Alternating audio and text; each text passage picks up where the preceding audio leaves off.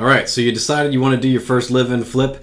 What do you need to get started? I'm going to go through all the items that I think are important to have in line so that you're successful with your first live-in flip. So number one is your credit score. You want to make sure you have a credit score, I would say, above at least 640, 680 is better. But if your credit score is too low, first thing to start with is credit repair. Get that credit score up because you're going to need access to the debt markets. And if your credit score is too low, can't get any debt to do your live-in flip. One of the other big elements for qualifying for a loan is your income. So you want to make sure your income is good. If you don't have a good job or you don't have enough income history, you're not going to qualify for a loan. So typically you're going to need 2 years to qualify, but check with your mortgage broker. I can connect you with mortgage brokers so you can kind of see where you sit. But basically, if you make $10,000 a month, all your debt payments have to be half of that. So that's about $5,000 a month. And if you got a car loan or anything else, that's going to subtract from that. So you may need to pay down some debts or get rid of some payments so that you can qualify for the loan size that you want. Next part is your down payment. If you're going to use a conventional loan, you need 5% down. If you're doing an FHA loan, you need 3.5% down. You can get a grant that covers pretty much all of it. You go 0% down. If you're a veteran, you can do a VA loan, which is 0% down.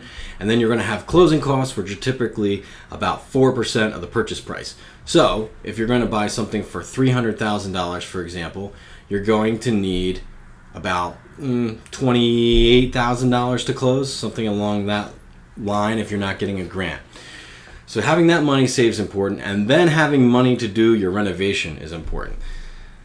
That depends on how big the renovation is, but you might probably want to save around $50,000, $40,000 to $50,000 for that. So there are some pretty big capital requirements up front if you want to do a live-in flip, and that is a bit of a challenge for a lot of people. My wife and I just lived low and just saved a ton of money for about a year, and then that's how we were able to do our live-in flip. The next step is educating yourself. So getting prepared with this course is really important, and you can learn how to lay floor, you can learn about plumbing, you can learn about how to do drywall, all that stuff on YouTube. You can also get with somebody who is doing it. You can go to investor meetups. We hold an investor meetup second Wednesday of every month, so you can come meet other investors. They may let you tag along to their other projects. You might even do work on their other projects for free. They'll sometimes teach you if you want to learn how to do things. Anyway, it's really important to get that skill set down, learn how to tile, learn how to do all these things if you're going to save a lot of money by doing a lot of work yourself. Another thing you need to do to get ready is get your team in place. So find that right realtor in the Philadelphia suburbs.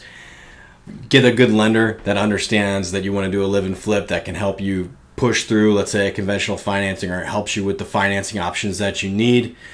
And networking with contractors is really important. Start learning plumbers, electricians, drywall people, all that good stuff. Get that all in place so that when you go to do your live-in flip, you're prepared. I think that summarizes the main things you need to do to learn and be ready to do your live-in flip. Basically, have your financing lined up, have your education lined up, and you got to have that drive to want to do this because it is a lot of work, but it can really pay off. All right, on to the next lesson. Next lesson is how to do the math so you make sure you make money on your live-in flip.